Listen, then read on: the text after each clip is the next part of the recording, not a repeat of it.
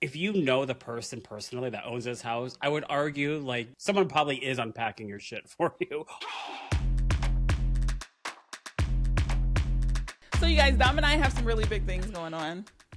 He had a video go super viral. Viral is 250 views or more. You know, I almost was going to ask you that the other day. I'm like, what? I mean, I guess I could have looked it up. But he got 1 million plus views on a video and PR packages. Still 1.1 million, yeah. Which is a really big deal because... Of my dog. Wait, hold on. We should preference. It's not of me. Well, it's a video of Lucy Goose, our favorite third co-star. You have seen her in all of the clips. If you go back to September, I'm always feeding her an apple behind scenes. You can hear probably TikTok right now. Yeah, we love Lucy. Absolutely love Lucy Goose. And so he's got that going on. And then I have some pretty funny stuff going where I'm trying to be on TV. Listen. So we're busy. And she's not kidding. All this to say, I've been working with my therapist on it because last summer I had this huge breakthrough.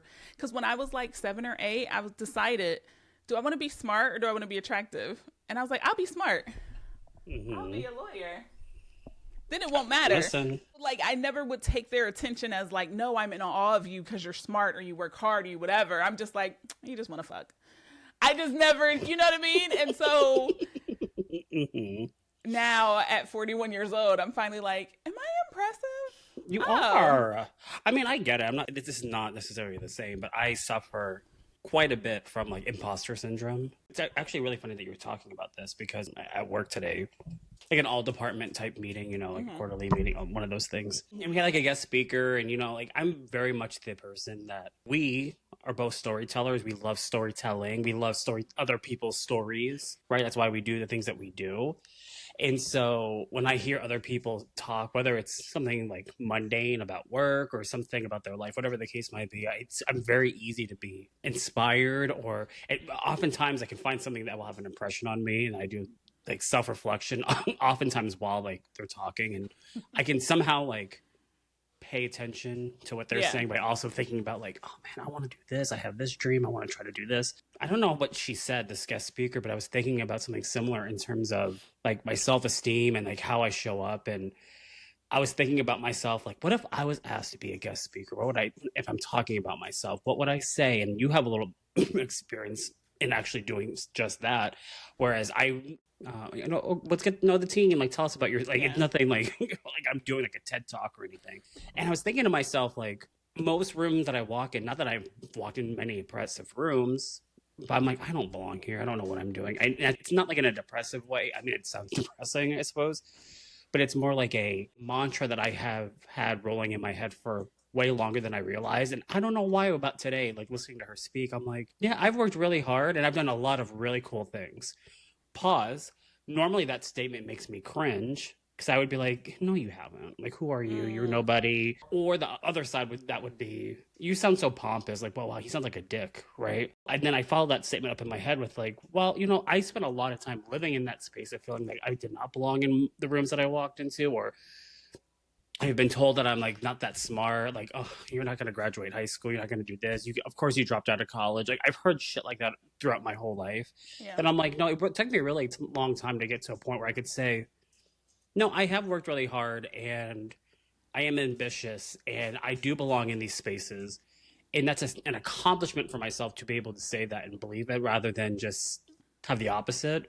So it's funny that you're saying all this because I can in a different lens, but I can relate to what you're saying of like coming to the realization, like, why wouldn't someone want to look up to me? You know what I mean? Like, why can't I inspire somebody versus me watching someone who inspires me? It's like a chain reaction. Like, maybe I do inspire somebody. And that takes work, you know, to train your brain. I don't even know if that's the right word, train your brain, but get to the place where you could say that and it's not in a pompous way. It's in an ambitious, like, you can get to that headspace too, because that's actually a very healthy mindset. As long as you don't, you know, go over the line and you think that, you know, your shit don't stink. Because I was going to say that. Literally in my head, I said it. Well, the thing is, it's easier for us to say the negative stuff to ourselves and believe it. Oh, yeah. Because it just is. And so I try to remind myself of the good stuff. And I actually made a screen, like a wallpaper, and I'll put it up here. And it's so cheesy. But I took a picture that I love of myself, and I put like emojis. I was playing with it on Canva. Yeah. And I put them up, and then you know me, I was like, "Can I sell wallpapers?" And I was like, "Girl, Probably you can, can't you? Yeah, you can." But I was like, I think I'd be "Let's do the 12 things we're doing now." But I put it up so that I always remind myself when I open it. And typically, I have a picture of my daughter on my phone, or like me and my family and our husband. But I look at it, and it's the definition of impressive. And I was like, you know why I like that word? Because it's not about you. And even what you said about the person who said something intriguing. You don't know what you could say in the course of 30 minutes that could incite attention, awe, or admiration. And so therefore you just get to share your story and let them grab what they want. And I was like, I like that, because to be impressed, like, it's nothing I did. I was just being myself, and somebody grabbed something. That speaker was just being themselves, and you grab something from it. So you also realize too, that's a good point, like being impressed by somebody. You said it correctly, like it has almost nothing to do with necessarily what you or what you didn't, how it resonated with someone else that impressed them. Whatever your spiel is, let's say, somebody else can say the exact same words, right? And you might find one line in that, like, oh, that really impressed me. Like, wow, look at them. They are a very impressive person. But you might not think that about yourself. But you say it, and then another person can hear you say it, and will take either that or something completely different. And like, wow, they're really impressive. So I guess my point saying that is, it can be left up to interpretation of like what one would define and how they define themselves being impressed by another individual. And I think that's the beauty of it. Like, it's not like a metric or a statistic. It's however it resonates with the individual that's listening to you. And I think that is, and that is an impressive thing in its own. I know. And I'm so dramatic. I like ran downstairs yesterday to my husband. I was like, I'm so impressed by you. And he just looks at me, and I was like, I know. So sweet. But I was like, I'm not, there's not like another shoe to drop. I was like, I just was upstairs thinking, and I was like, he works a job, and we take care of this baby, and we love each other, and we pay our bills. I was like, it's hard to pay your bills, and gas just jumped like 50 cents. And I was like, I am impressed that we are doing all of this and still have a smile. And I was like, do you think I'm impressive? And he was like, I do. You do all this stuff. And I was, because I'm not in those rooms where he might be talking about me like that. He's like, oh, she's nagging me for my socks again. So he's not always like hard eyes, like, hey, you're so impressive today.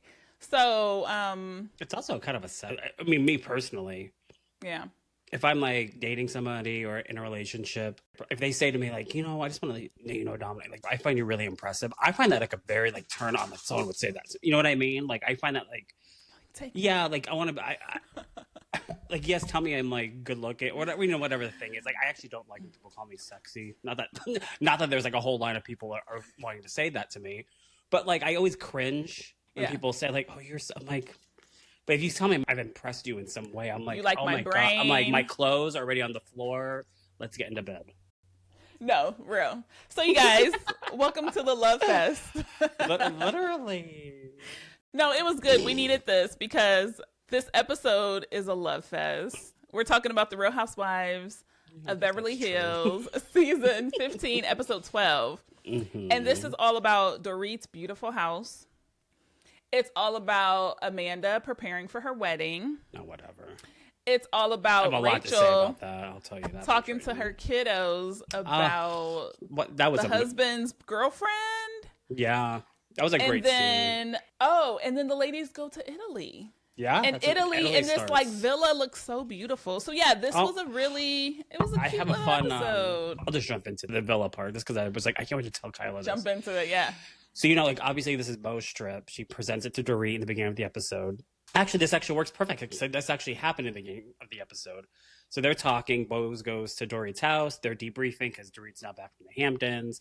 Simultaneously, Kyle's with Amanda, unfortunately. However, when Beau presents the idea of going to Italy to Dorit, and you see the flashbacks of her calling on the other ladies, do you notice that she's talking about the villa, stunning, as you mentioned, and she said her friend George owns it. Do you want to take a guess? I do remember that. Do you want to? So I was like, I wonder who George is. Like, I found several sources online, which my first mind went to George Michael just because of Dorit and doesn't PK manage him. That's Boy George. Is it okay? Or was I don't know if he still does manage him. George Lucas. I'm like, who else would have that much money? I don't know. A-list, something very A-list. George Clooney. Yeah, it said George Clooney. So listen, when they arrive, I don't know why I saw Bose get out of the car in this outfit, and all of a sudden I was like, "Holy shit, she has Tim Cook's number!" And all of a sudden I just was like, "She's a big, big dog," and it just hit me countless like other musicians, I'm sure, right?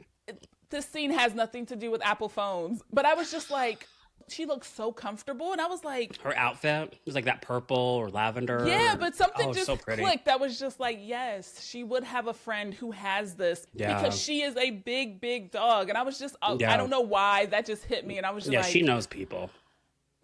Loved it. And it was so stunning. I mean, first of all, like, I think in one of my notes I have about the episode, I literally put like, I want to go to Italy, which who doesn't? And I've always wanted to. I'm Italian. Of course, I feel like I need to go to Mecca at some point. But like, but not like Rome. Like, yes, I want to go to Rome because obviously I want to do the tourist thing. But where my like heart really wants to go, I don't want to go to the stereotypical tourist places, or at least not spend a lot of time in them. I want to go to the Italian countryside, and I want to go to an actual villa, Tuscany or something, like, and drink wine, like, and seeing like just like the backdrop and this. I'm like, oh God, it looks so stunning. And like, you kind of think like, what a privilege that someone would have to be able to do that. You know what I mean? Like, I loved looking at it. I like when you're able to like mix the old architecture with the new tub, and the bathroom is clean, and so it's like, it's not completely 1700s. It just looks like it on the outside, and then it has you still have Wi-Fi. So I was very like, good. Important. And then I loved when they were doing the tour and they were looking at the closets, and Kyle's like, look at all this stuff. And Bose is like, my stylist set me up. I was like, but of course, why are you unpacking your own bags? Why would you be? You have assistants in Beverly Hills. I was gonna say, or if you know the person personally that owns this house, I would argue like someone probably is unpacking your shit for you or flying ahead of time. Compared to like these ladies, obviously we're like peasants, right? Even like when you went to DC last year, right? You were there longer than I was. I just went overnight, and you were like lugging your bag and blah, blah, blah. And I'm like, so wait, let me understand this. Bose flew this international flight, and she had not one piece of luggage, but like maybe a carry. I wasn't paying attention that hard, but this was like a purse. And I'm like, I can't imagine like what that's like. Like, I don't have to bring my toiletry bag. Like, I don't got to do all that. Like, because it's all sent ahead. Right. Isn't that an interesting, like, I was thinking about it, I was watching, and I'm like, what would that feel like just to be able to travel? Because all my shit's already there. And I'm just like, I was on the plane, and that's so, we have talked about that before, like money and wealth, and like compared to these shows. And it's one of those things like, my mind can't even begin to try to understand what that feeling must be. Be like. We did see a couple people with luggage, but I didn't pay that much attention to it because I kind of just thought she was low maintenance because she didn't have a bag. I hadn't considered sending your clothes ahead, and I don't know why I wouldn't have, because even Rachel did that for Sedona. I was going to say Rachel did it too, It's just that Bose's stuff got there, and she had someone there to unpack it as well. So, because, in that scene, Kyle says, Bose is bougie, but she doesn't give that air to me. So I kind of like that she can have... she bought her daughter a $100,000 Maserati truck. She has an assistant unpacking her stuff. She changes her hair literally every day, as a lot of Black American women do. But it doesn't give go away from me peasant. It doesn't give like I'm too good for stuff. Wow, I thought it was a flex when I bought my Mazda brand new. And it was a flex. It was a flex for you. Thanks. There's levels. I was happy. That's all I could say.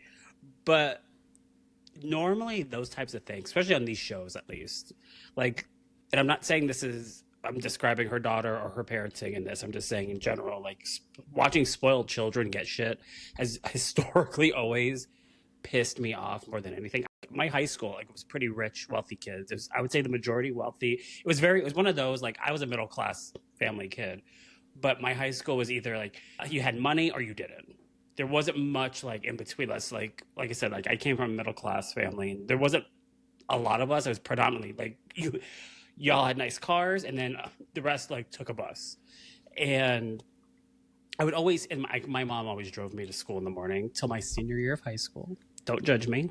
And I remember, like, sometimes I get out of the car and I would, because where the drop off was that she dropped me off was the student parking lot. It was just how like the area was. So my first view going to school that day was driving through like all the kids that had cars, oftentimes really nice ones, and I'm just like, fuck them. Like, why do they deserve that? Like, my parents were. It's so funny because I even look back at it now and I'm like, I knew like my parents worked really hard, and and I'm like 16, 17, 18. Historically, I've always had that mindset of like, spoiled children really just piss me the fuck off. And I've grown since then. It's not all cut and dry. Don't judge a book by its cover. We know all that stuff. But like watching Bose, like I never once had that impression of like, really, you had to buy her that car. Because I think also like you know her background, you know her story, and it's like what her daughter says and what she's like. She knows how hard her mom has worked and sacrificed for her, and it's not like, you know, she can't, like, Bose came out of nowhere, like, with a silver spoon in her mouth. Like, yep, look at, she has worked so fucking hard to be so damn iconic. And she has instilled those values into her kid. Quite clearly, you see the evidence of it. So it was, like, one of the few, like, examples I look at that I did not ever feel that way. I was like, you know what? Talk about a flex. That's pretty damn cool, in my opinion. My parents didn't drive me to school, but that's because I took the bus in high school. And to make it worse-ish, we were on a short bus because there weren't that many kids in our neighborhood. It wasn't, exactly. It wasn't a short bus as in whatever other reasons they have short buses, but that's what we got teased for. But I didn't learn how to drive. Kids are so mean, man. What the fuck? But I learned how to drive when I was 20 years old. That's right. You have told me that. Yeah. And I bought my first car from my neighbor across the street, $50. What it was it? a Plymouth Sundance. No heat. In the middle of Ohio. Sure. And it would have the worst exhaust fumes when I was driving it. I don't think the windows worked either. It was like a roll down. But I had that car for at least a year. I loved that car. I was like, gonna say, did you love, considered like, it driving vintage. it?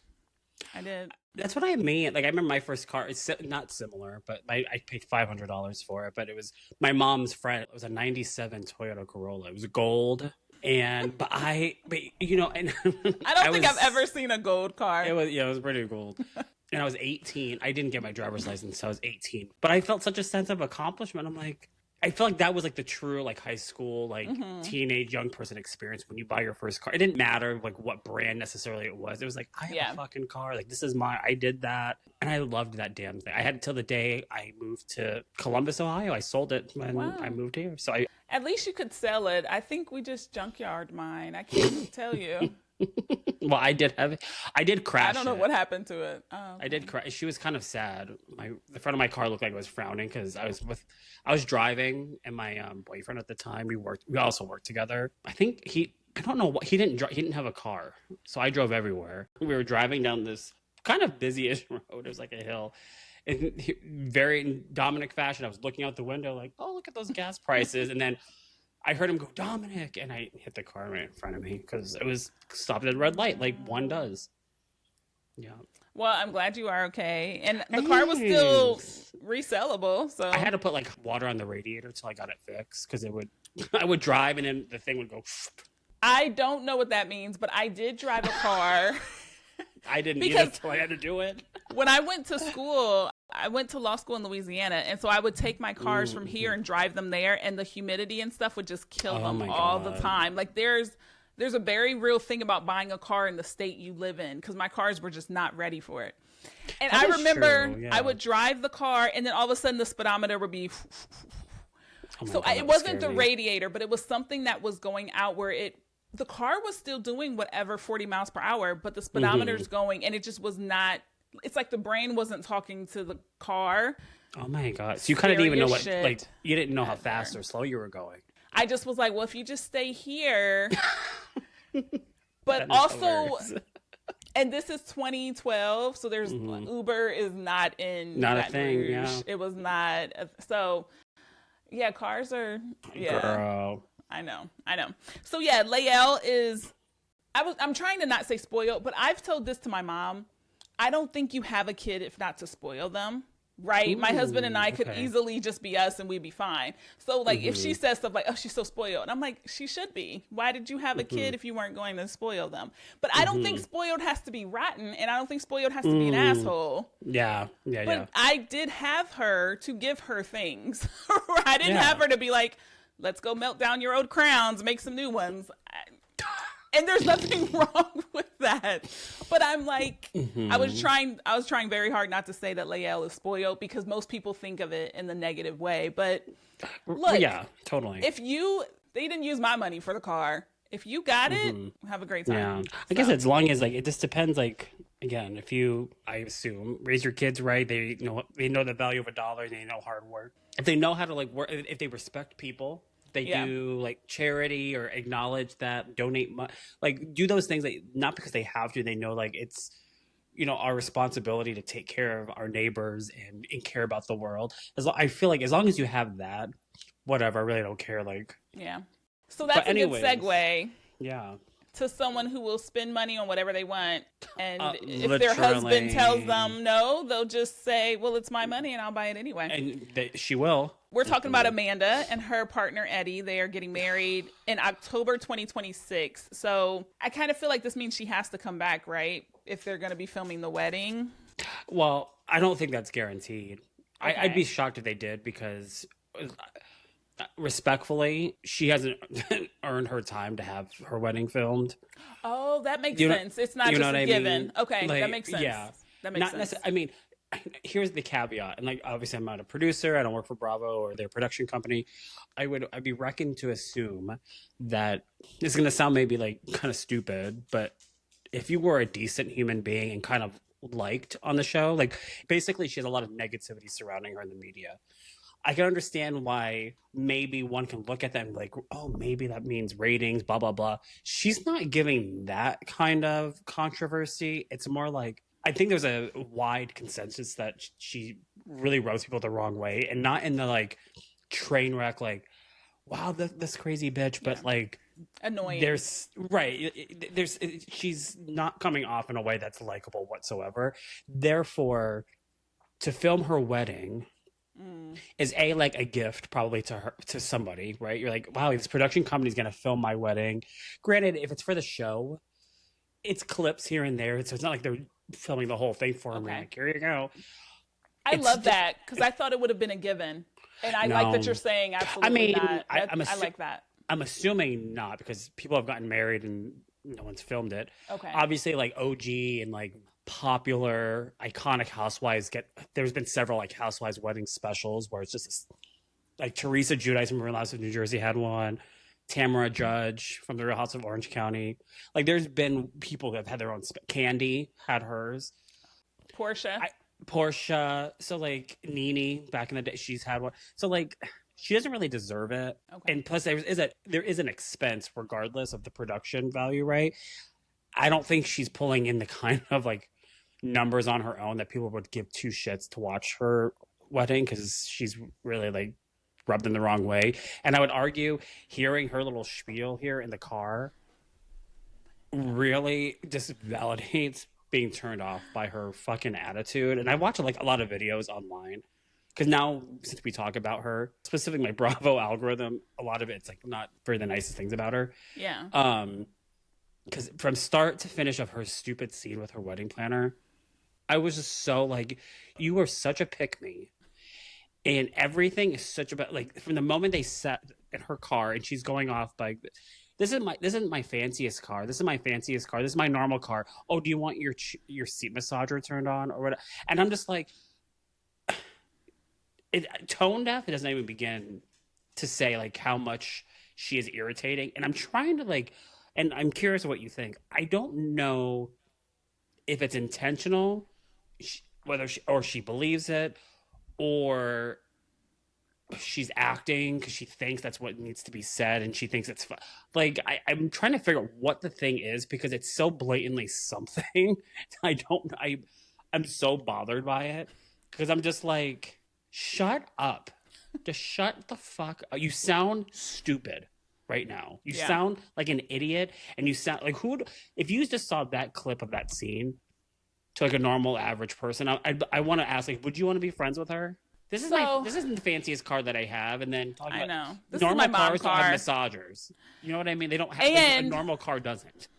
on top of that, a huge SUV, which is probably hundreds of dollars in gas, and I'm just like, and that's not a okay. cheap car. That's a Jeep Grand Wagoneer, and those are not cheap. They're actually stupid expensive.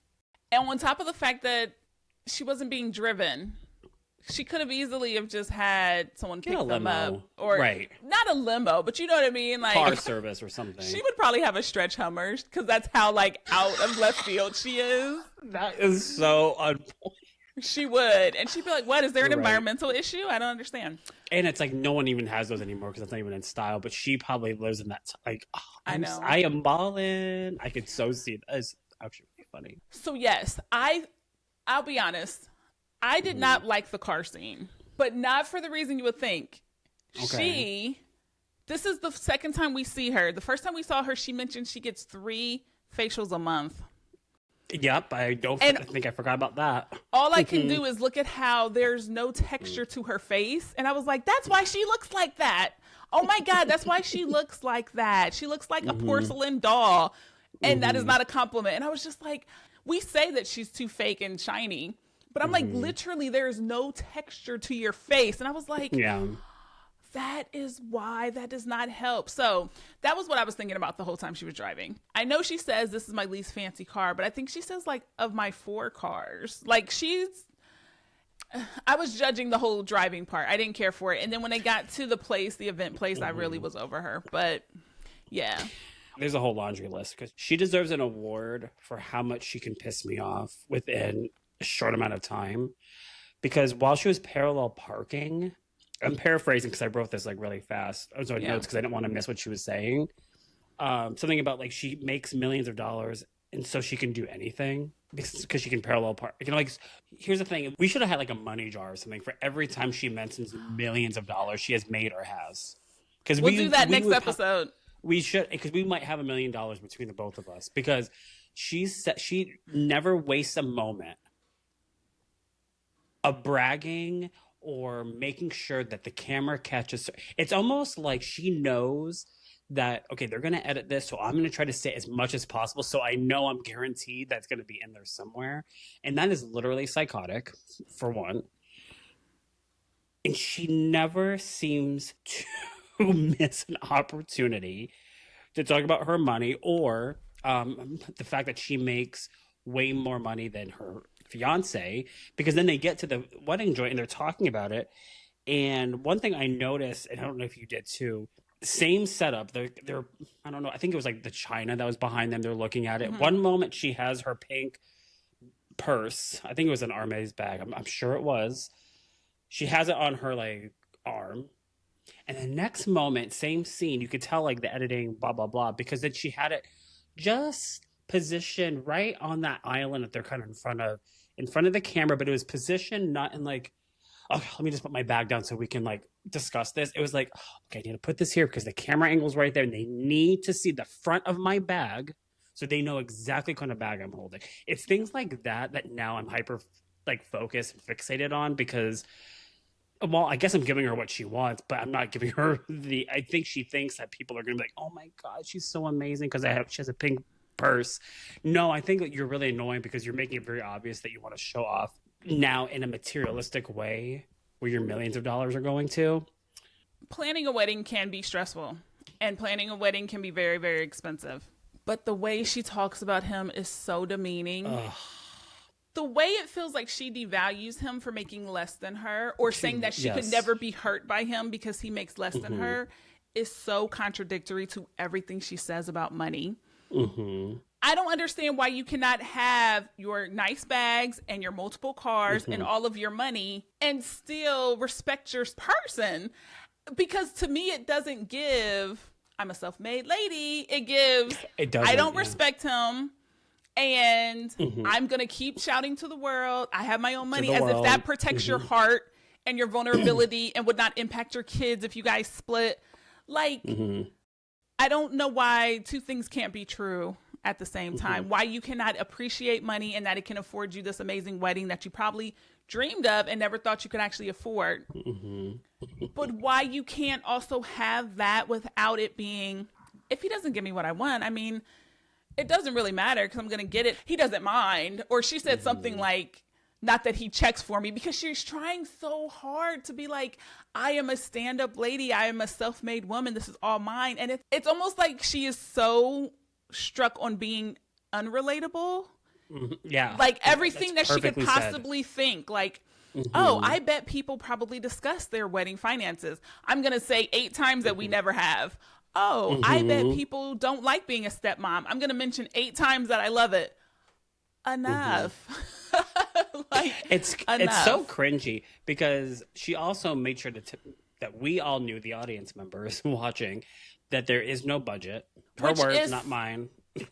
Which does not make sense because she runs a business and she has an accountant and a bookkeeper somewhere. But you know, she's You're probably not what literally printing money. You might be selling 12 more courses to make up for it. Exactly. And like, it's such an asinine thing to say, first of all. I don't know a lot in the world. What I do know is I can smell bullshit a mile away. The second thing I would say is I'm willing to bet your self-published book and your cheap-ass glasses on your website did not make you that much money where you have this massive pile of disposable income like other women on this show that you share the screen with. Yeah. That's first and foremost. And then B, I don't know if you saw this, but apparently on Watch What Happens Live, they asked her this whole thing about like how she talked about her husband, like I make more money with him, blah, blah, blah. And she claimed, well, she said that he finds that sexy.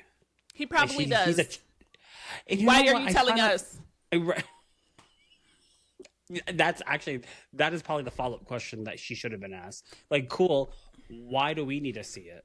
Why do we need to tell us about it? We don't find you sexy. And even if he does, a marriage, any relationship, to be fair, any relationship is not the two of you. You and I are not the two of us. Your mom likes our videos and responds and listens. Anybody who knows, if you are alive, somebody else is involved. Oh, yeah. Eddie can get off on it all he wants. And somewhere his mom, sister, aunt, cousin is like, what a fucking bitch. Or like, why is he here then if you don't need a man? Because take it back to our favorite, Sex and the City. Okay, you don't need a man, but do you want him? Because she's not even giving I want you. She's giving I wanted Abercrombie model X. Any person could have plugged in here.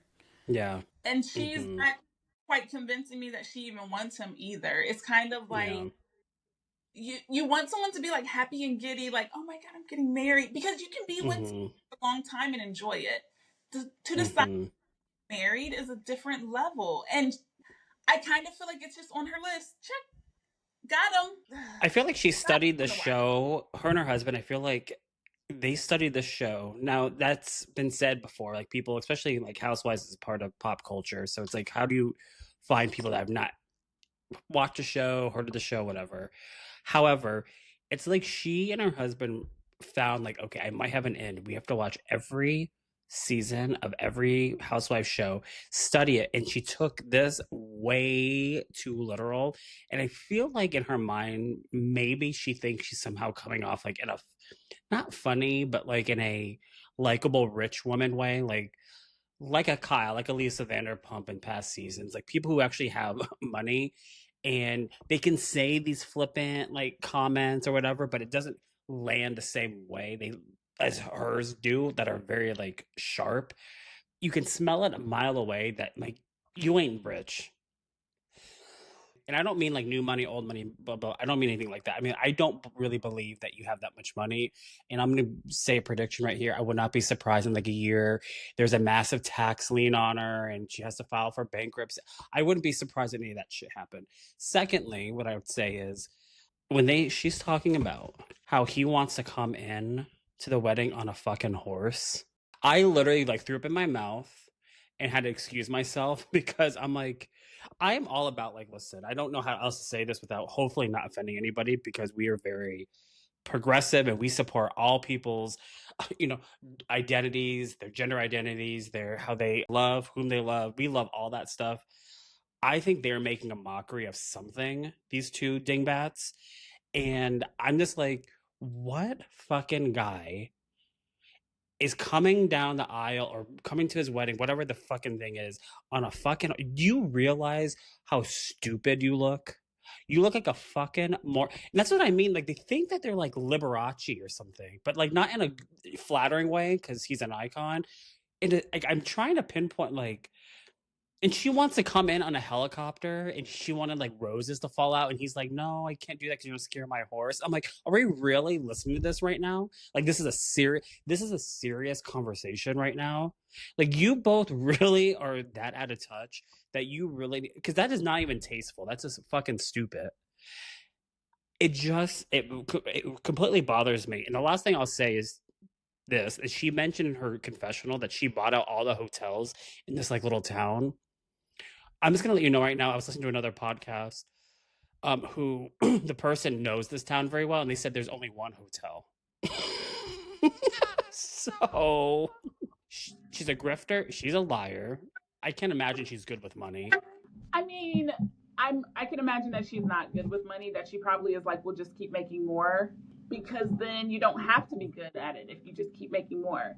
But I I don't, guess that's true. Yeah. I think they both want to get married, and they don't, it doesn't matter if it's cohesive. She said there's Jewish parts, Christian parts, Oh, right. choir, Mm-hmm. and all I keep hearing is cult, cult, cult. You're not I do too. cult, cult, cult. And then, okay, he wants to be on a horse because he's your knight in shining armor, but you pay for your entire life and you tell us every 10 minutes. They're overcompensating for a lot. Mm-hmm. I think it's really unfortunate because I can't watch them without digging deeper. And all I can think Same. is there's so much more that you're going to encounter. I don't understand. And even if, right, she doesn't have to be, I've always wanted to get married and I saved up my pennies for this. Mm-hmm. No, we've been through so much. We've lost the child together. We want to celebrate each other. Right. Yeah. Wow. Love this. Mm-hmm. None of it is ringing that. It's giving, I'm throwing the biggest party. All of the people in the town can come just so that they can tell everyone else who wasn't invited. And probably, I wouldn't be surprised if she assumed that her wedding would be on the show just because. Are you telling us how opulent and amazing it is so that we all want to go? Because all I'm thinking is, I cannot wait to hear people talk about how terrible it was. Mm-hmm. Well, she's a very tacky person. Like, I guess that's another word I would describe her in general. She's very tacky. You know, I don't get me wrong. I don't mind a delusional housewife. It's all about how you position yourself, your intent, and kind of like where your heart is. I know that sounds kind of corny, but there's been a lot of like delusional housewives that have a lot of money. They say like things kind of like this or make it abundantly clear, like, okay, they're rich or got this and that, but there's still like a lot of heart there. I look at her as if she has no soul. Like, she talks like she has no, you know what I mean? And like, if you want to come down the aisle and she want to be on a helicopter, if she would have said, you know, I came from nothing and I've worked so hard to have a day like this that I just, you know, I want to go above and beyond in every like stereotypical way. She could position like that and I could have respect for it. But you're just out there, you talk about it like it means nothing. Like, who cares about the price tag? Who cares? It's like you're just doing it to do it, not because you have any connection with it. Like, if you're coming on a helicopter, tell me, what is it that you're attached to? What is your heart attached to that you feel like that's how you want to do it? If you can explain to me how you are emotionally connected with the fact that you want to descend from a helicopter, then amazing. But you're talking about it like you're doing your taxes or something, or like I have to file paper, I have to go to the mailbox to pick up my mail, and then I have to ride on a helicopter to go to land at my wedding to go down the aisle. Like, that's how you're taught. I feel nothing from her, and it all goes back to whatever this cult bullshit is. Like, we keep saying and finding out about her. She's a scary bitch. I'm gonna tell you right now. She scares me in a way, not literally, but she is like she's a scary human being. Great, you got money, but there's also a lot of like horrible shit in the world. And just because you put like a tacky motivational line on a glass cup or a mug or something does not make you in tune with the realities of life. You're making actually what I believe is a mockery of all of those things. No, it's true. And I think you made a really good point because if you guys are just throwing a party, sure. But it's your wedding. It should be, Hmm. oh, my friend took me on a helicopter ride and he was the pilot. Exactly. Oh, Hmm. I was riding a horse, my horse went off, and that it should be tied in. It's not just, Yeah. hey, and I guess to some point you could have that wedding. What have you always wanted? What have you always wanted? Hmm. But then you're going to a Little Mermaid themed wedding just because, like, just do that any other time. Which, Hmm. back to, she's never been to a dinner party. She does not have friends.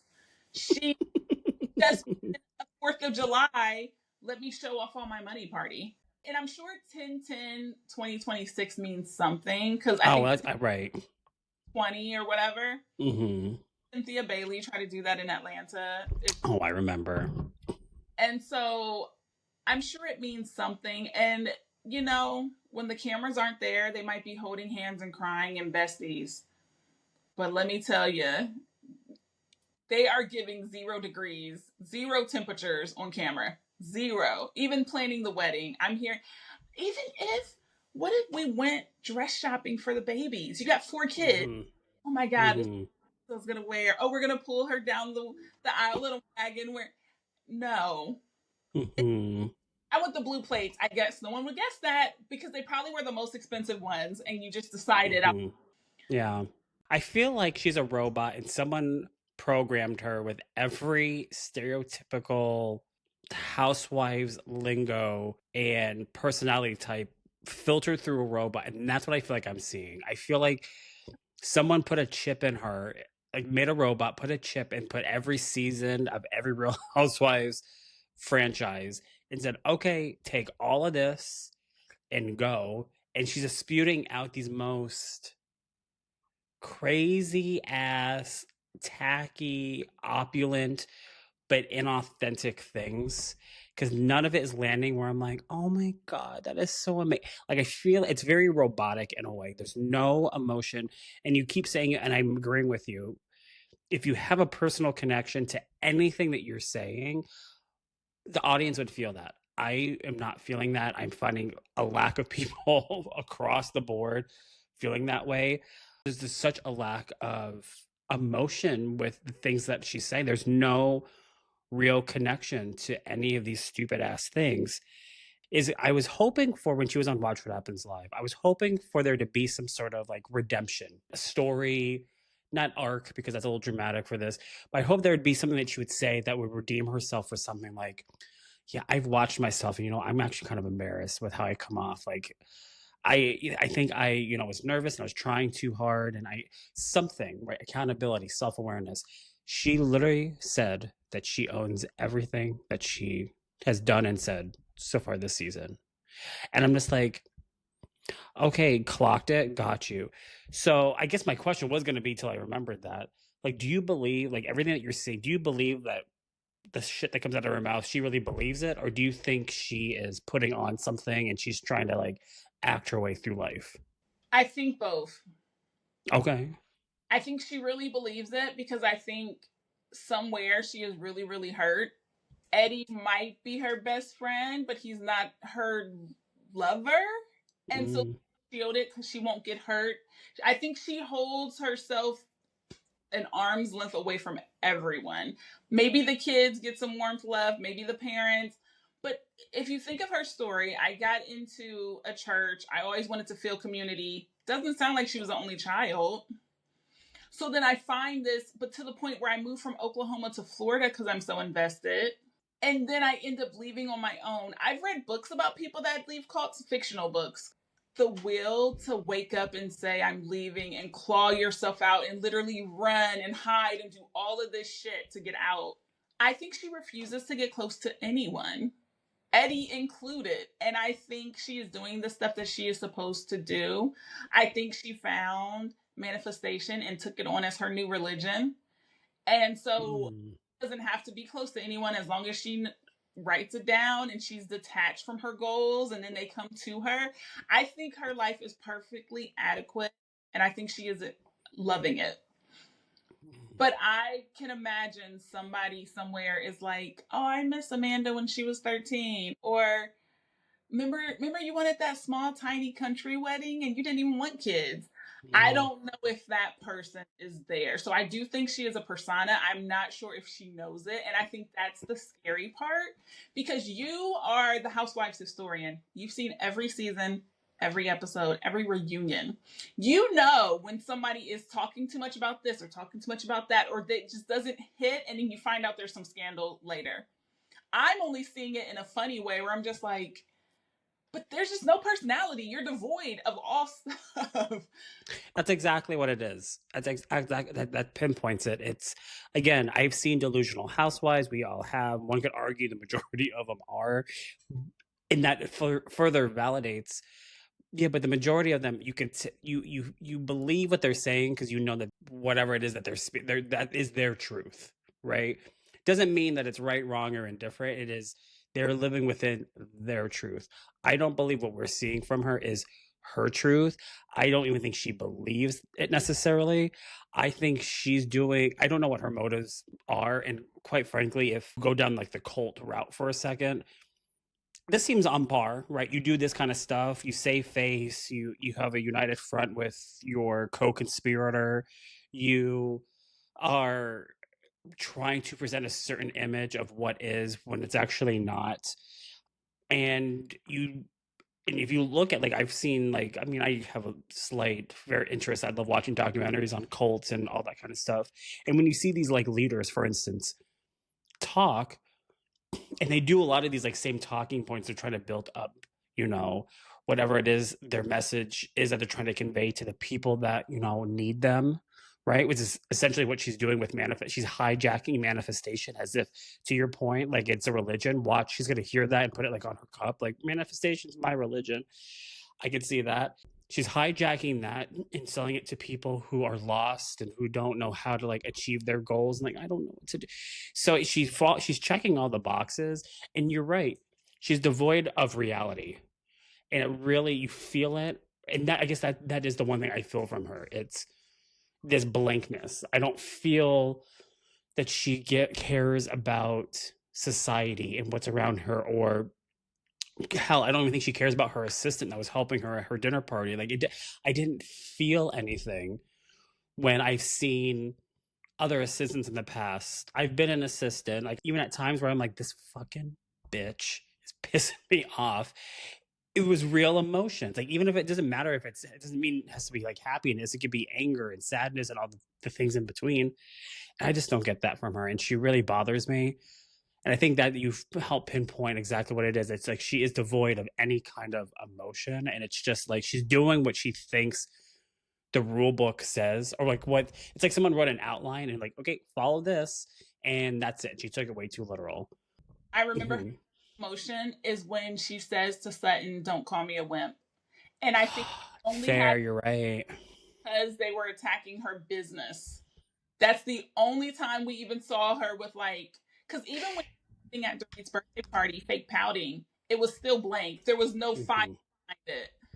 Into her mind, she hears that and like, oh, you're trying to throw a wrench in my facade or into my brand. Her brand is her, right? Just like, if again, not to bring it back to a cult, but like think of like all the people that attack like Scientology and all those. It's like you could do this, this, and this, and we don't care. Fuck you, blah blah blah. But then you start attacking something personal with them, like their personal brand, and it's like, oh, hold on. Then you feel the emotion.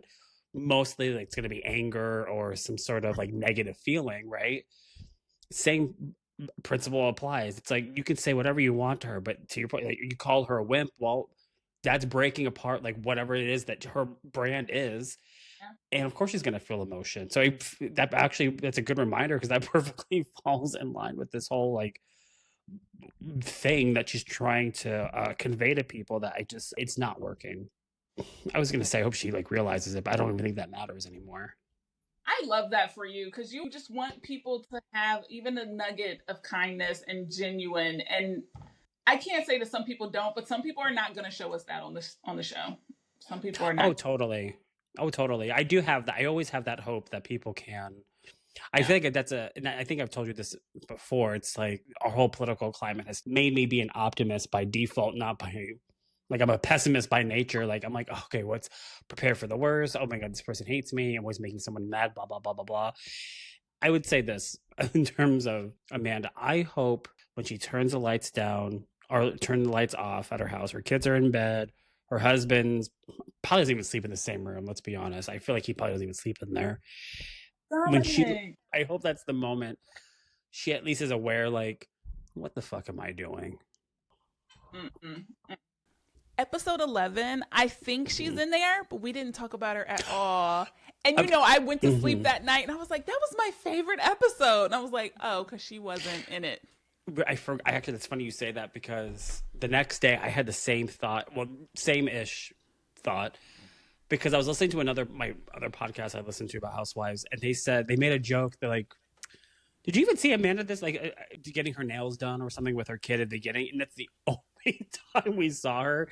And someone was like, well, no wonder why we like this episode so much. And I'm like, absolutely. That's right. That's right. Because we talked a lot about that episode. I'm like, oh, that's why. Because we're talking about people that actually were giving us authentic content and not some fake rap sheet. I can't with the shiny face. It's giving I can't. She probably glows in the dark. She kind of looks like an American Girl doll. By Dominic. That is not a compliment. As a 40-year-old woman, sad. Whatever. Okay, so we talked about Bose at Dorit's house, but I had never seen Dorit's house. Her house is stunning. You haven't? I don't think they've really been there. I guess that's true. That stairwell, and they're sitting there eating, and I was just like, can I get a tour? Her house is beautiful. Has she been in that house the whole time? Not the whole time. For most of the time. Her first couple of seasons, the house she lived in, if I remember correctly, I'm almost positive, it was when Jessica Simpson and Nick Lachey were married and they filmed Newlyweds. That was her first LA home. Wow. And that was on the show in her first and second season. Yeah, because I think they renovated some certain parts of it, if I remember correctly. I remember she redid the kitchen, blah, blah, blah. I actually really liked that house. And then they moved into this one. Okay. All right, cool. Yeah, it's cute. Yeah. I mean, whatever. Yeah. Kyle and Amanda go to have smoothies or coffee or something. That's simultaneously when Bose and Dorit are talking. Okay. I have a note here that says, does Kyle usually speak to Erika the way she's speaking to Amanda? And why did that stop? Because What do you mean? They were talking about Dorit, and she's talking about how she was shopping or she was being erratic and wasn't really being her. And I'm just like, did you forget the birthday party you threw? These two do not like each other. So I like that in the whole scene, Amanda basically said nothing, but I'm just like, Kyle, do you need a friend? Do you need someone to confide in? And why did you choose Amanda? It just felt very deep. I didn't think about that. Yeah. Especially knowing that they don't get along. It's like, well, why did you pick her of all people to talk to? Especially when you would talk to Erika, which is one of her best friends. And all three of them are friends. And she ends up, Kyle and Erika do go shopping and they talking about it. I think it's a very Kyle thing. I don't think Kyle sees it that. I think if anything, this season definitely proves, and a little bit of last season too, of like, I genuinely think, and I love Kyle so much, but I genuinely think that she's in her mind, she's always doing not the smartest thing, but the right thing. So she thinks, okay, she doesn't see it how we are. Like, girl, why are you talking to Amanda about this when she does not even like Dorit? So you would think it'd be like some fodder for her, right? For Amanda. I don't think Kyle sees it. I think Kyle's trick is like, well, Amanda's my friend and I have this thing on my mind. I want to talk to her. That's how it comes across to me, is that she doesn't have any, I don't think Kyle's calculated. She's not manipulative. I don't get any of that. Never happened in the last 15 seasons. That she's conniving. I think she is very authentically her. And I think while she doesn't always come across the best or the right way, I don't believe it's out of like any kind of, I don't think she's talking to, not that you're insinuating this, but I don't think she's thinking like, okay, if I talk to Amanda about this could come to my defense at some point if me and Dorit aren't able to mend fences or whatever the case might be. But we do see Erika and Kyle, like I said, go shopping in the middle of the episode right before Italy. And did you notice Erika? I don't think she had any makeup on. She didn't, and I did notice because I was like, she's beautiful. I wear lipstick on here, and that's it. Sometimes I might give y'all contacts. So I love to see people on TV not completely done, and just because I thought she looked so pretty, but I know even if you can just do that with a couple of your friends, I think it's good to see. I loved it. Yeah, I think I agree with all of that. I think it humanizes you, right? Like these kind of on these shows. I think I told you this when Erika came on the scene in Beverly Hills in her season. The whole cast changed their fashion. They amped up their fashion game. They were like, "Oh, okay, we have her on this show now. Like she's pulling out these confessional looks. She's badass. She's a fashionista. She knows her shit. She is stunning." Okay, got it. So to see her in particular, this like, for lack of, I don't necessarily love this term, but like this glamazon, like, and she takes pride in this, right? In her fashion and it's art to her, fashion and makeup and in her presence. She's obviously a performer. She's an artist, right? She has so much sex appeal, and I agree with you. I think she looks stunning without makeup, and it's so refreshing to see, not just any housewife, but especially Erika, who I associate all that kind of other stuff with her just naturally, which is not a negative. It's all positive in my book. It's just a very refreshing and humanizing thing to say, like, Erika, you don't always need makeup, girl. Especially going shopping with your friend. I'm like, it's very normal, I guess, is the best way I can think about it. More than the makeup even, because she just had on like a t-shirt and jeans. I mean, I'm sure it's like a ball cap, and it was Frankie like, jeans amazing. for $700. But it was just like, oh, look at you, like gorgeous. Like you can just tell that her energy exudes past the makeup and stuff. Like 100%. She has it on her own, and then the makeup and the outfits add to. It just the makeup and the clothes are quite literally just accessories. Her personality and how she commands a room. Yeah, that's all her. That is her. all her. That is the foundation of who she is. Yeah, and the makeup just enhances the palette, if you will. So I love it. I love Erika. I still do. Yeah, I love that part. And then we also had Rachel talking to her son. I know. What a scene, huh? I like Rachel, and I have said that before, Rachel. So that's not really a surprise. But I was about to say, I feel like I knew that she cooked. I feel like that's something that she would think is important, and she would want to be like, it's probably not the best stuff they've ever had, but I can make a mean quesadilla. Like I think she shows them herself, and they love that for her. Because I also think she's ordering DoorDash a lot of the time too, and that's okay. Or they have a chef or something. You know what I mean? Like, what? I don't know why you're like, I can make a mean quesadilla. I feel like that's what she was making in that scene. I don't, you know what? Kudos to you, because I don't think I was paying attention. I don't even think I knew what she was doing. And I think it's very endearing for her. I'm using this as a general sense of like her form of cooking, I guess. I think it's really sweet, even if Rachel's always like putting Pop-Tarts in the toaster for her kids. Yeah. You know what I mean? I feel like it's very like sweet. Like I don't think every parent, you're obviously a parent. I am not. But I think it's very, like whatever it is, that is the hands-on version that you do. Like some people don't like to cook, whatever. It doesn't mean that they're not hands-on. They're just hands-on in other ways. So I think for her, whatever that little thing is, I think is very endearing, especially the conversation that she's having with them. Because I personally don't know how I would navigate that conversation, especially like learning that your soon-to-be ex-husband, this girlfriend, pops up to pick up the kids with the husband. I'm like, without the biological mom knowing. I'm not a parent, but I'm like, oh, that's some fighting situation right there. I'm like, that's not cool. So she mentioned that before, and I didn't think it was odd. But then after seeing her in New York and seeing how important and big her family was, I was like, oh, that's a boundary that he would have known that would have really upset her, right? Yeah. Or he would have known that would have been really, really important. And I'm watching the scene. The youngest son is such a vibe. He is such a vibe. And we can all learn a lot from him. I know. It made me wonder if she talks to the older son on his own. She'd be like, has he done that before? Have you met her before? Do you really not like her? Or like, tell me the truth. You know what I mean? Like, because he was 14. I don't remember how old the youngest is, but the eldest is 14, and he would have a legit opinion. But it sounds like they both collectively were like, I don't want to see her. And it doesn't have to be because they don't like her, right? In her confessional, she's like, it's very important. If I was dating someone, my kids didn't like him. It could also just be, that's not my mom. Right. That's not my mom. When you are a child, for myself, it took me a long time to realize my parents were a married couple because they were just my parents.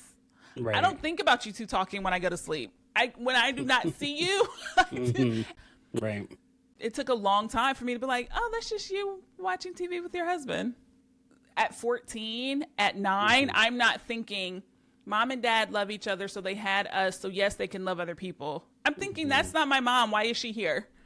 That's all I'm thinking. And so I could imagine that transition is going to be very, very interesting. Even if they were divorced younger, and then now they're used to it, or you don't date for a long time, but like this was all I knew for 14 years. But the youngest son did say the house is more peaceful, and he was like, we didn't really see him that much anyway. And I was like, I'm like, he's gonna be pissed off when he hears that. There were a lot of little like knowledge bombs with this conversation, right? Like, first of all, her kids are very emotionally mature, which I think is a beautiful thing. Like, that is a testament to, I'm not going to give the father credit because I don't know him. We don't see him, so I have no reason to. Kudos to Rachel for raising like just emotionally intelligent young men. I would have to imagine like raising a boy right now probably is really tough in a lot of ways because there's probably a lot of conversation still, unfortunately, maybe more so of like what defines what's normal for a boy to talk about and grow up. Like, yeah, like back in my day, it's like, okay, Dominic, you should be playing with Barbies, blah, blah, blah. That's for girls. And I feel like it's somehow it's either the extreme where that's wrong or the total opposite. We're like, no, who cares? You know what I mean? I feel like it's so, which I think almost makes it harder of like being a little boy right now. Like, I'm just really proud that they're very emotionally intelligent to say things like that the younger one. I forgot how she said it. She's like, let's have a chat. Let's talk. And he was like, did someone die? Did someone have a tumor? Like, I'm like, you're hilarious. And kids are like that. And if she said yes, they'd be like, but did we meet them? Right. Like, how upset should I be? Right. Yeah. So I just love that. But even with her talking about like the divorce and like, actually having that conversation and they're just acknowledging like, okay, you're getting divorced, you don't love each other anymore. And she's like, and she's being honest with them. And I mean, I feel like you're that type of parent, right? That I feel like you would be very honest with your daughter about like most things in life. Like you don't talk to them like, just knowing you're not going to be the one to like sugarcoat things where that can leave maybe the child to be caught off guard later down the road. I think, again, I'm not a parent, but I find it encouraging when parents, especially nowadays, have real conversations with their kids. Obviously, you kid it down, but you're not adding fluff to the story. You give the information that they can digest, I'm assuming, right? Would that be a hard conversation for you to have, something like that, like with your daughter, like trying to explain? Yeah. I guess anything tough, like going, like whether it's the world or marriage or it's like family, like would that be hard for you, do you think? It would be very hard. And Rachel's children are very emotionally mature. And I will say that's probably a big testament to her, but also kids' books are different now. Good point. I mean, so kids are being raised. It's like the way we were raised. I'm a kid of the 80s, actually. And so it was kind of like, do what I say. That's what I told you to do. Go do it. Yeah, same. And me so, too. With Maddie, you're like, hey, can you go bring me whatever? I'm not your butler. And you're like, because we've taught her you can say no, right? I'm not calling you from downstairs, from upstairs to bring me the remote that's 3 feet away. And so I'm like, Maddie, if you don't want to bring it, just say no. But if it does not inconvenience you, but like, because you have to teach that. And the reason you have to teach that to kids now is because you will become a 17-year-old, a 25-year-old who is just like, what do I do? My parents told me not to even wear stuff that didn't match. How do I make decisions on my own? I'm not sure. So that was an extreme example, but we do talk to her about stuff like, hey, no TV today, or no TV until it gets here. Well, it's at 75%. Can I watch it now? No, not till it gets to 100%. Because they need to understand that things charge and things aren't just immediately ready and here for you. Like, I didn't have that growing up. Yeah. There was none of that. There was, go play, go do something. Well, what do I do? I don't care. But literally, I don't care. And so then you're like, well, you don't care. Well, then I don't care. Well, what do I go do? But you can't do that. Right. Yeah. Well, one thing I was talking about you, because I'm pretty sure we had this conversation, like we used to work together. I think when you were talking about like dinner or like meals, like you don't make her eat anything that necessarily she doesn't want to eat, right? Because I was obviously raised of like, what's for dinner? Pork chops. I don't want that. Like, well, you either eat that or nothing. Like that was it. And you know, that's how I was brought up. I think a new wave of parenting, I guess you could say, it's because it's something that you have said, and that is what kind of thought process is that actually teaching them? Rather, like, so you either their choices are eat something they absolutely do not want, or they starve. Like, what is that actually teaching kids? And instead of exploring, like, what is it that you want for dinner? You know, like, okay, maybe you don't have to eat this, but try eating. Like, it is something. It's very interesting. Of like now, like again, I find it a luxury that I don't have to worry about, and will maintain that. Because I feel like that would be so hard. And I mean, it ties into this. It's like these difficult conversations that I would imagine in 1992, this conversation would look a lot different, right? Oh my gosh, a lot different. It all goes back to your intention, right? Because I'm honest with my husband. First of all, he's never asked me ever what's for dinner. You are alive. You eat food like I eat food. What are you making for? He has never.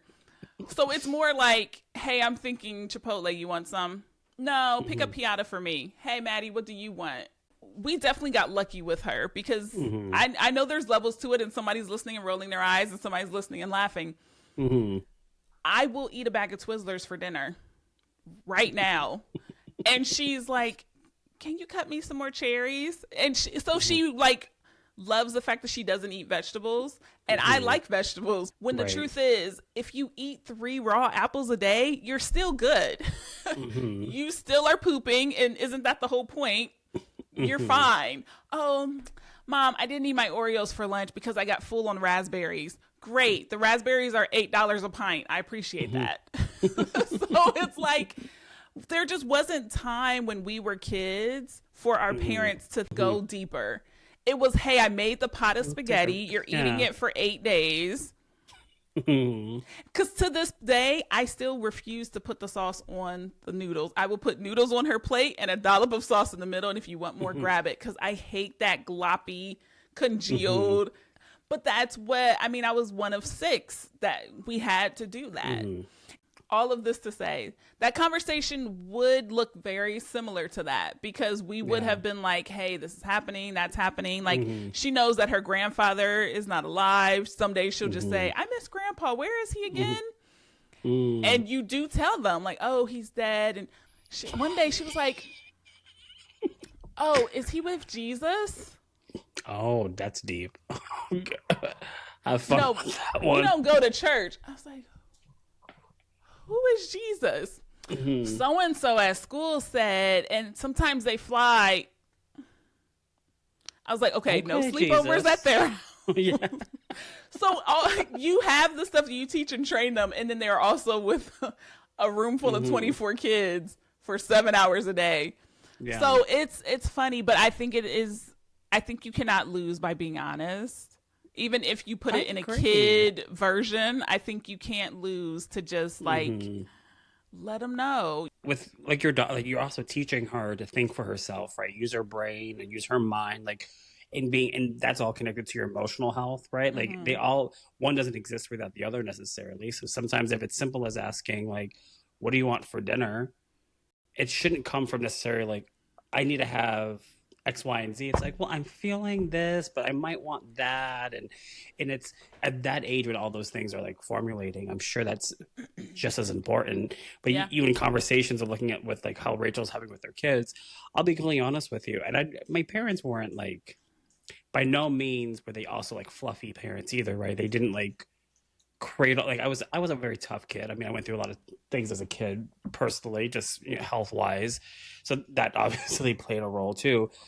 I don't have memories of them necessarily being fluffy, but they were the parents that, like, I either ate this what they made for dinner, or it was okay, well then you could somehow figure it out at, like, 8 years old, what you're gonna have for dinner, right? And it's Yeah. such an interesting thing because it makes me wonder, like, okay, if kids are learning to think for themselves at such a young age, but within the appropriate parameters, you're not asking them, to solve, foreign policy issues. You're teaching them, like, this, it's something like, what's for dinner, or what do you want for dinner? Those are very basic skills that are very digestible for a little human. You're taking that foundational skill up until every age as you get older and older, that it makes me kind of excited to see, like, how young people will really function as adults, because they're going to be very in tune with their emotional health, their mental health, and obviously their physical health. Because clearly, like, Rachel's kids, they can sustain having these kind of conversations, but it's not like a very adult conversation either. You know what I mean? She's not, she's She not didn't talking take it like, too far. right. And that's what I think is admirable too. Just, you're able to, like, figure out how to have such a deep conversation, but in a very kid friendly way. But it's not sugarcoating anything. Yeah. But I think that, I mean, that's years and years and years of work, because sure, I have to imagine. the kid could have easily been like, it's quieter. I mean, I miss seeing them. It's more peaceful. Wow. That's a very mature response, a very in-depth is. response. And you can tell there probably is some of that from the husband too, I'm if sure. she carried most of it, because sometimes we'll be doing something and my husband will be like, oh, what does Maddie want? And he'll ask me, and I'm like, ask her. Right? Like, just because I'm her mom doesn't mean I know. And I'll tell him sometimes, like, it's my first time being a parent too, right? That's such a I'm good like, point. you gotta ask her. But now she's hearing, because kids are always listening. Oh, my opinion matters. Oh, mom is asking him to ask me. Oh, wait, I have an opinion that matters. Like, there is so many layers to it all. So yeah. My favorite part about that scene, aside from the quesadilla, was that you learn so much from your parents. And she mentions that her mom is always dressed up. She never saw her without makeup. Right. And Rachel is doing that. I really like her on the show, because even when you go back to Dorit's party and she's so upset because she's like, you do get tired of having it all together, but there's probably not even an option for her not to, because that is what she saw and that's what she's going to emulate. And so I love, like, the anthropology of it all, like, just watching and studying the characters. I'm just like, what else do you make that I can buy just because I trust you and I would, like, I want to support your stuff, like. Yeah. But you know what I also thought about too when you just said that? It's that self-love and confidence that I should have for myself. Like, so it's interesting, like, I just thought about that when you were talking. It's like, it doesn't necessarily have to mean simply like, I put on nice clothes every time that I step into any room. It just means that, yes, the clothes might have been the vehicle. Yeah. Right? But it is really kind of that emotional, not just journey, but I guess that presence that they brought in with the clothes to every room that they walked into, and that will definitely be instilled in our kids. So it might not just be the clothes, it just might be how they present themselves to the world, which again is a very amazing thing to hopefully witness, because we're going to need young people to step up.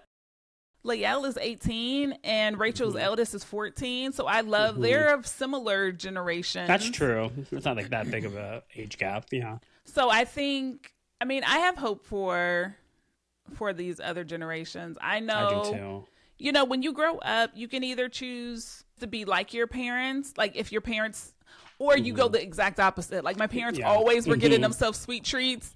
And so then I'm going to save all of my money to make sure I'm not. So all you can do is really be you and talk to them when they have questions about anything else. That's the biggest thing, right? It's being able to to truly be comfortable being able to talk about the stuff of the world, like the things, both personally, like whatever you're feeling or going through or you're struggling with, or the stuff of the world that you can't control but you need to express.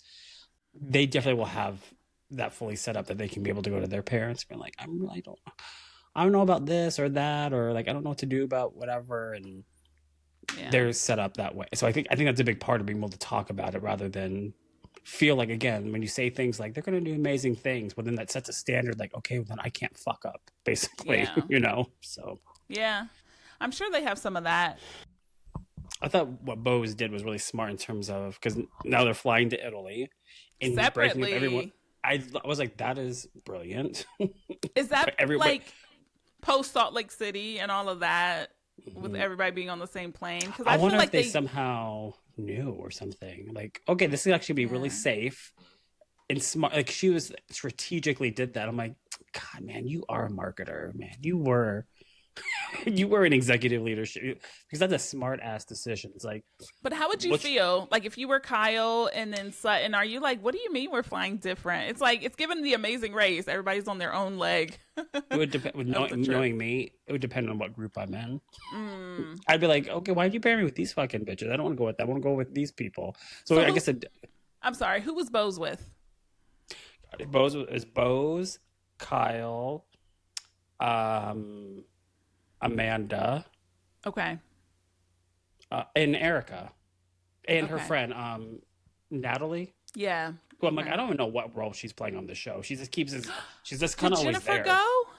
Was Jennifer She there? and Kathy flew separately. So her and Kathy. Okay. Remember, she was like, she said something like that was so funny. She's like, traveling with Kathy's like hurting cats. Oh yes.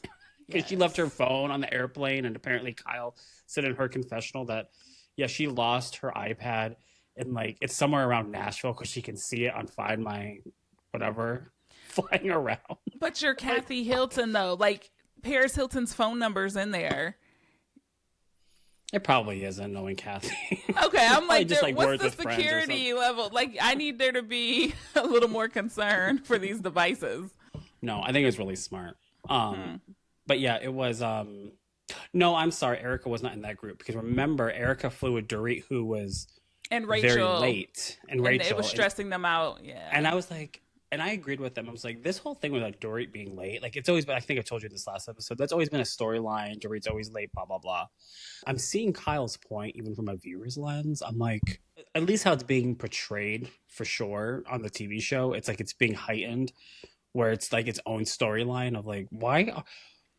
How are you not prepared? And like, I just don't get it. Like, how are you not more? They're at the airport, Rachel and Erika's like, she's still at her house. yeah. And we're just sitting here like, that's so rude. I didn't have a feeling about it. I think I just assume it's the kids. Like, now if we find out the kids were with PK, then I just assume. I'm not going to give her that grace, because she's been late for every season that she's been on. So it's like, here's the thing about being late. And I think I said this in the episode. I'm like, I can't stand people that are late, but I'm historically late myself to a lot of things. Again, self-awareness. It's a beautiful thing. I'm working on it. When it comes to things like that, I'm not late. Like if there's a deadline, meaning like we're on a fucking flight, I'm not going to, it's for like silly, like, you're throwing a party. It starts at 3. I probably will be there at 3:30. Like I'm not. But for things like there are deadlines, and let's be honest, if filming a show, there are times that you have to be at certain places. The shuttle's going to leave, the car ride that's taking you to the restaurant. Like you are filming a TV show, so you need to be in places at certain times. And it's coming across to me like she just doesn't give a shit, and that would literally drive me insane. Yeah, especially because Rachel pointed out, we're not flying private. This is commercial. They will leave you. Yeah, this is not. They will leave you. Furthering that point. Yeah, this is a commercial flight. Like, girl, what are you doing? Like, how are you? If you know the flight leaves at 3 p.m., let's say, you don't really, there is kind of no excuse. I understand like things happen, but again, like she's been doing this for several years, so it's not like it's a one-off or like, oh no, she's going through a tough time. It's like, bitch, you've been late all the fucking time for years now. You can't get it together by now? Like, I don't get it. I think it just adds to Kyle is so over it, and they may have outgrown each other because she is over it. Yeah, and so Sutton asked if she can room with Amanda. She asked Bose if she can do that, and I do think there probably was just a little bit of guilt from how she came at her at the business manifestation dinner. Weird whatever thing. That was. But I'm trying to think. Amanda is the youngest by far. I think Sutton's going to try to be like a mentor, and I don't think that's what Amanda wants, right? Even I don't think so either. to look at how upset Sutton is about this annulment, I wish I could get an ounce of that emotion from Amanda with Eddie. Right. So I don't know. I also do have to ask this, though. Big ass villa. Do they have to have roommates? I know. I was like, I wonder. Does it help production? Is it, you know what I mean? Is there more to record when you have people in the same room? I mean, realistically, I guess here's the thing. I was really surprised. I'm like, this to your big ass villa. I'm like, why would anyone need to share a room? I wouldn't be surprised if production maybe put like, okay, listen, we need this could be something, so go do it. I wouldn't be surprised if she told. I wouldn't be surprised. I know that's why I'm like, I don't know if I buy Sutton trying to be like a mentor or like guide. I'm like, I'm not. I don't get that vibe from her. I mean, I'm gonna like watch. Well, it depends if I'll like watching it. I think in theory, I'm like, okay, that's stirring a little something. Mm-hmm. Whether it's good or bad, it might not. It might turn out well. Who knows? Maybe she'll be receptive. I don't see why, especially because Amanda even said it in the episode that was like, well, of all the people, like it's kind of weird that Sutton's the one since we didn't leave like on the best note at my house. But who else would it be? Erika's not rooming with you. Well, I guess in theory, Kyle, if they all had to have roommates, but you know, Kyle, like no, Kyle does. She's OG. She gets her own room. She doesn't need to be sharing with somebody. So I'm guessing it was like a planned thing. That's my guess, but who knows? Maybe Sutton's just like a Looney Tune. She's like, you know, this sounds like a fabulous idea. I'm gonna room with the most wretched girl in this cast and see if I can help her. Well, because they're so different. I mean, Sutton has a daughter named, what's her name? Porter? Yeah. Sutton is very board of directors. Mm-hmm. She was, yeah. On the, you know what I mean, art curator, never had a job. And Amanda is Louis Vuitton logo down. They are very, very different. Like, Sutton's shoes cost more than Amanda's whole fit, but Amanda has logos and she feels like it's important. It's, Well, Sutton is, no, Sutton has her issues on the show, don't get me wrong. But in general, Sutton is a very serious person, whereas Amanda's a very unserious person. You know what I mean? Like everything, it's very, how she talks, everything it's very unserious. Yeah. The planes and the horses and massage chairs and like it's all very unserious. And Sutton is, to your point, she's on boards. She takes things very, very seriously. She slips up a lot, but she is very authentically and seriously her. And so it is regardless if they even had that like spat, let's say, it would still be an odd pairing, regardless. Yeah. So I am curious to see. Well, even when they arrived to Italy, and they're like in their like twin beds, which I thought was hilarious. On top of the fact that they're sharing rooms, I was Kyla in that moment. She's just like laughing, like, "Oh, sorry." And Sutton's trying to talk to her. By the way, yeah, she's stupid as hell. Yeah, very interesting pairing. I don't think they were twin beds, even though they said it. I'm like, it's a fool. It's a big ass room. And it's probably a full bed. Definitely not a queen though. I'm glad that Jennifer Tilly is there. I'm pretty sure she's probably going to be rooming with Kathy. They probably did another two people together. Another pairing. Yeah. But I'm excited for Italy. I think this will be really good. Oh my God, episode 12. Salt Lake City ended at episode 16. They're filming the reunion this Friday. So that would be what, 13th? The 13th. Yeah, Andy just asked for questions. Mm-hmm.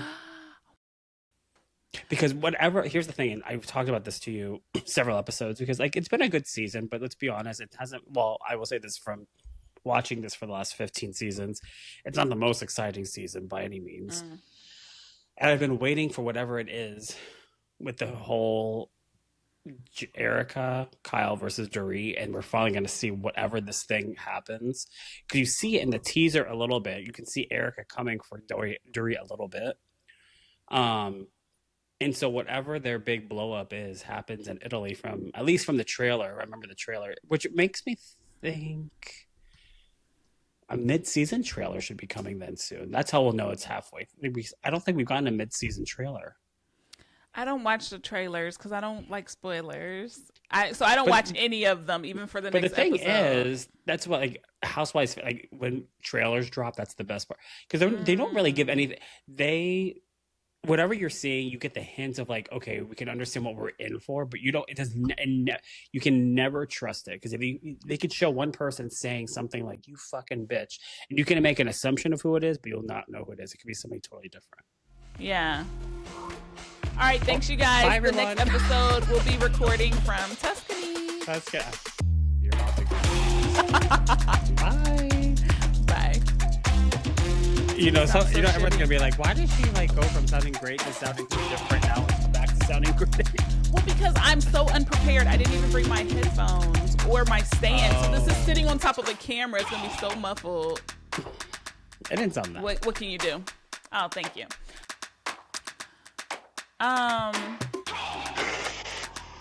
It's not the camera. I can't believe it's the camera. I think it says it's on live stream.